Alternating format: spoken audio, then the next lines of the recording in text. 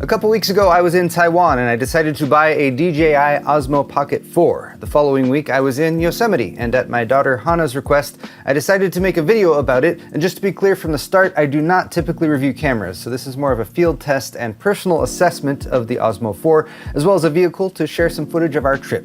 We had a great time in my favorite place in the world and got some very nice shots with the new camera, so thanks for joining us and let's get started. Excellent! Today's video is brought to you by the Paul's Hardware store on paulshardware.net, the only official source for Paul's Hardware merchandise. Tantalizing t-shirts, brilliant beer sets, high-quality hoodies, and more, all featuring the classic thumbscrew for tasteful and refined viewers, or the 8-bit thumbscrew for tasteful and refined viewers who hate curves. New designs are added sporadically and at random, so head over to paulshardware.net and get some of that sweet, sweet merch right now. Or not right now, after you watch the video. Either way. So I actually have two DJI Osmo Pocket 3 cameras, one which I also got on my 2025 Taiwan trip. So why did I decide to get a Pocket 4 this year? Well, partially because my friend Kyle got a Pocket 4 during his first Computex live stream and then proceeded to mock my now inferior Pocket 3 at every opportunity. Also partially because I originally thought that the Osmo 4 had a physically larger sensor, but it actually uses a 1-inch CMOS sensor, the same size as the Osmo 3. And also partially because I thought the Osmo 4 powered on and activated the gimbal quicker, but our side-by-side tests didn't show too much difference. But those are my bad reasons for upgrading. The better ones are actual improvements to the Osmo 4 over the Osmo 3. And the Osmo 3 I liked enough to buy two of. And I like the Osmo 3 because it's amazingly portable, swaps easily between portrait and landscape mode. It performs remarkably well in shifting light conditions like those that I experience at CES and Computex, and it has great battery life with fast charge support, as well as the all-important built-in gimbal for shot stabilization and smoothness. The video recording format also plays nice with post-production editing and scrubbing, we have found. The Osmo 4 adds to these features, doubling the peak 4K frame rate from 120 to 240 FPS, and improving the sensor to increase dynamic range from 12.7 stops to 14 stops, which helps in low-light situations. They also added a full 10-bit D-Log color profile, and they increased the still photo resolution from 9 to 37 megapixels. The 4 also increases battery life from about 166 to about 240 minutes, and improves the gimbal with active tracking version 7 and automatic locking when powered off. There's also two added buttons underneath the screen. One is set for quick zoom and one that is customizable. I currently have it set up to flip around for selfie mode. And it has 107 gigabytes of built-in storage now, so you can roll without a micro SD card. The micro SD card slot, though, also has a cover now, convenient for keeping out dust and lint if you have it in your pocket. There's a powered magnetic accessory mount with 4 pins on the back of the gimbal. That's for use with add-ons like the light that is included in the Creator Combo. Speaking of which, I've been unboxing the Creator Combo, as you can see, which I got for about $565 US after the Taiwan tax refund, and that was perhaps my biggest motivation to buy this while I was over there. The Osmo 4 is still pretty tough to find in the US, with some retailers selling the Creator Combo for $1,000 to $1,200, though Newegg seems to have it for $790 now. That's still more than $200 over the price in Taiwan, though.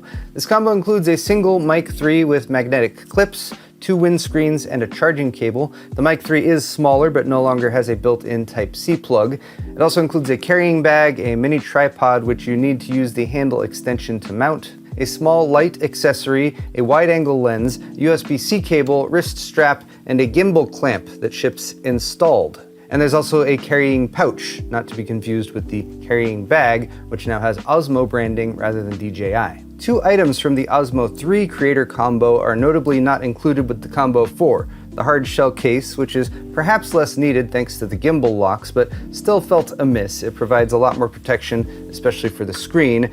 And yes, you can kind of fit the Osmo 4 in here, but it doesn't exactly fit perfectly. But also the battery handle extension, which is very helpful for longer days of shooting. It can greatly extend the built-in battery's lifespan. But the Osmo 3's is still compatible with the 4. Okay, our first field test was documenting our hike up the Mist Trail, one of the most popular trails in the US, which was only moderately crowded on the day we took it on. It's only about 1.5 miles to get from Happy Isles on the valley floor to the top of Vernal Falls, but it's also 1,000 feet of elevation gain, going from about 4,000 feet to 5,000 feet above sea level, so it's a steep one. The first half is paved and brings you as far as the Vernal Falls Bridge, where you can get a nice view and a last chance to fill up your water bottles. And the second half is where the Mist Trail name becomes evident, as particularly in late spring and early summer, when there's a lot of water in the falls, things get pretty wet pretty quickly. They shut this part of the trail down for maintenance just last year, but it still features many wet rock steps and puddles along the way, with breathtaking views of the falls and perpetual rainbows as well. Even a double rainbow if you stop to look back at the right time.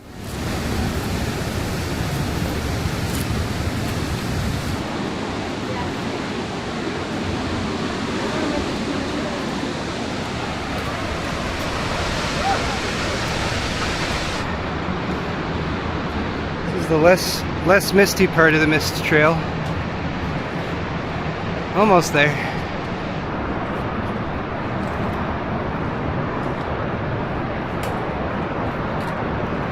After making it up the last section of the trail, which goes right along a cliff, you can get an epic view back down the valley you just climbed. You can head down to the fenced area that goes right to the brink of the falls, and if you brought a trail lunch like we did, you can go a bit further up to the Emerald Pool and Silver Apron to sit in the shade and think about all the water that will soon be plummeting over the falls. We also caught a look at the bridge between Vernal and the next waterfall up, Nevada Falls. You can see it right there up above, which we're planning to take on next year as part of the Yosemite hiking progression that we hope will take us all the way to the top of Half Dome when Hana is just a little bit older. My next field test was getting some footage while bike riding. Probably the best way to get around Yosemite Valley, especially during busy summer months when the shuttles are crowded.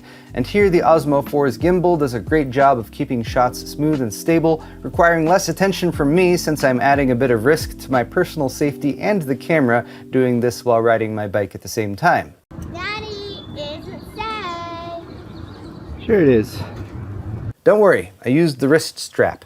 Still, I was very happy with some of the tracking shots I got, catching the sheer rock walls of Yosemite Valley along with the pine trees rolling by. My final field test was supposed to be rafting down the Merced River, which we did a couple times, but the time I brought the Osmo 4, I was a bit more concerned about not getting it wet and keeping our raft from running into submerged rocks or tree branches, so I only pulled it out of the dry bag a handful of times. Still, river floats are core memories from all of my camping trips to Yosemite as a kid, so we were glad to visit early enough in the season to experience a good amount of water in the river and a few slightly more rapidy parts that were a lot of fun. Overall, we had a great trip and we got a lot more footage, including the drive up to Yosemite in our rental camper van. I always like seeing the landscape change as we go from the Central Valley up into the Sierra Nevada mountains. And the drive into the park is breathtaking, from the Wawona Tunnel to the iconic tunnel view of the valley, which is always stunning even if it's crowded, to the first looks at Bridal Veil Fall and Yosemite Falls and the majestic meadows scattered across the valley floor. We did have some epic pizza on the Curry Village deck, which is also a staple of just about every visit. We had some good campfires with s'mores for dessert, of course, and when it got hotter later in the week, we headed up to the high country and spent a day at Tenaya Lake with Grandma and Grandpa. We even did the easiest hike in the park at the end of the week, Lower Yosemite Falls, where Hana and I did some rock scrambling to get up close for one last waterfall misting. It's not quite as wet as the Mist Trail, though. At the end of the week, we headed out, said our goodbyes to El Capitan and Half Dome, and reflected on how lucky we are to be able to visit a place with this much incredible natural beauty. Back to the tech stuff though. The Osmo 4, do I have any criticisms? Yes, I do. First, the Creator Combo doesn't include that hard carrying case or the battery extension handle. I missed those as I used both with the Osmo 3 pretty extensively.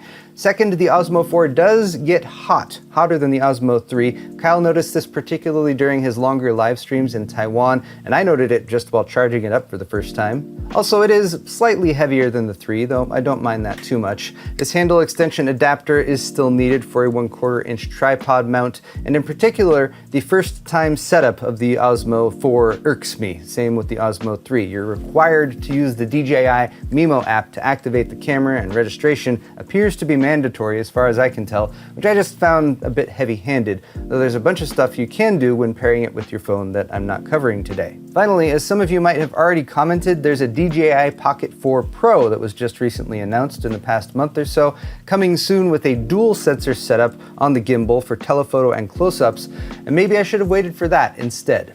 Maybe, but I won't be in Taiwan again until next year probably, and I'm not expecting that to be widely available anytime soon if the Osmo 4's initial availability in the US is any indication. But that is all the time I have for this video. I hope you've enjoyed, whether you're interested in the Osmo 4 or just wanted to check out our Yosemite vacation. Thanks for watching, everyone. Check out my store at paulshardware.net if you want some good merch. Like and subscribe and check for links in the description. We'll see you all in the next video.